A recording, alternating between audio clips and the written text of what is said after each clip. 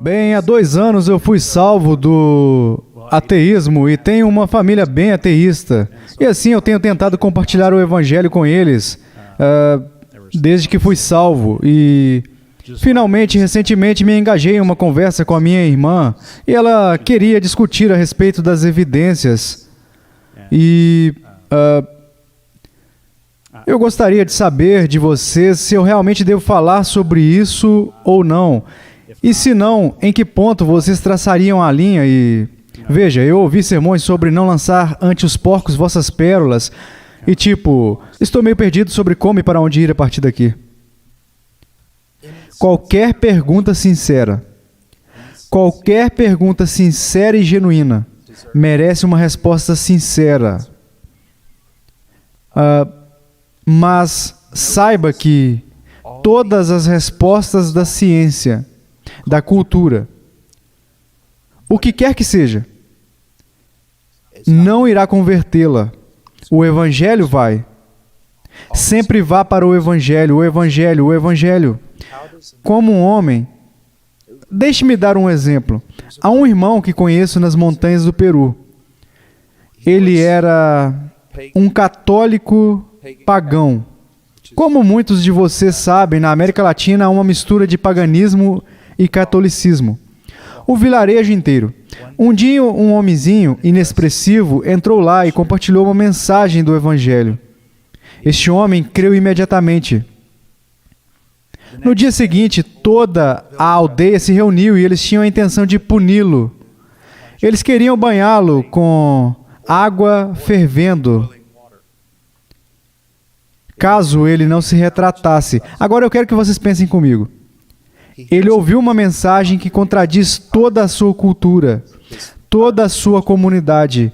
Ele ouviu isso de um homem nada expressivo, de um pobre que só gaguejava, que apenas compartilhou o evangelho durante 30 minutos. No entanto, naquele momento, ele começa a crer que Jesus é o Cristo ressurreto dentre os mortos. E a salvação é através da fé. Ele nunca leu evidência que exige um veredito. Ele não conhece nada sobre a apologética vantiliana. Ele não tem razões para crer. Ninguém lhe deu nada sobre quem removeu a pedra. Não havia nada. Foi a mensagem do Evangelho. Como é isso? Que com essa pequena coisa, ele agora está disposto a morrer por sua fé.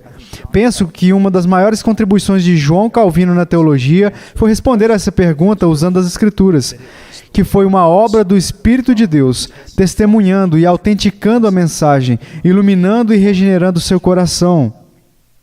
Portanto, esse deve ser o seu foco: pregar o Evangelho, expor o Evangelho à sua família. O que significa que se você tentar compartilhar com eles e eles disserem não, não os atormente.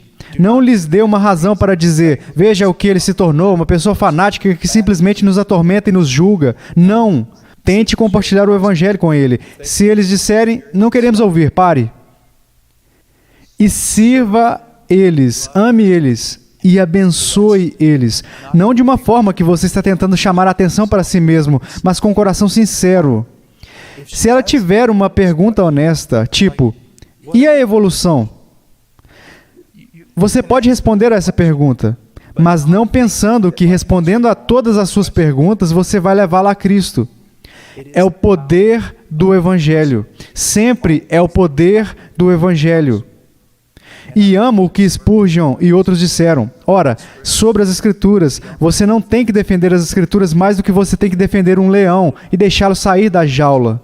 Ele vai se defender, mas deixe-me dar um outro exemplo. Lembro que estava em um avião tendo uma conversa maravilhosa com um homem incrédulo. E então eu disse, posso usar os próximos minutos e compartilhar o Evangelho e a minha fé com você? E ele se transformou rapidamente, tipo assim, não, eu não quero ouvir nada sobre a sua religião. Agora, se eu fosse realmente zeloso, eu teria continuado, certo? E eu disse, ok. Agora, o que você estava dizendo sobre a sua irmã? E eu continuei conversando com ele. Eu continuei servindo ele. E sabe o que aconteceu? Ele se levantou. Ora, se eu o tivesse atormentado, o que ele teria feito? Ele teria saído do avião, pegado suas malas, se reunido com seus outros amigos no bar durante a escala e dito: eu fui perturbado por um daqueles evangélicos fanáticos. Deus, foi horrível. Estou aliviado por ter saído daquele avião. Mas por que eu não fiz isso? Ele se levantou primeiro. Ele estava sentado deste lado. Ele se levantou no corredor. Ele pegou sua bolsa, estava se preparando para sair. Eu continuei no mesmo lugar. E ele deu um passo, parou e se virou e ele disse: eu sinto muito.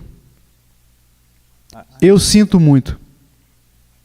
Eu não tinha motivos para agir assim com você.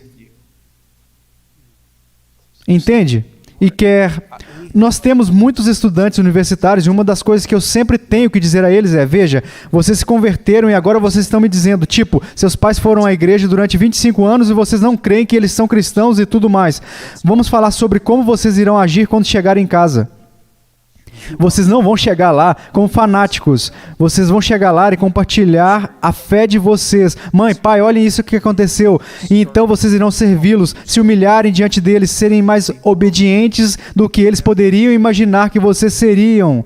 E eles vão começar a pedir a vocês: conte-nos mais sobre sua fé.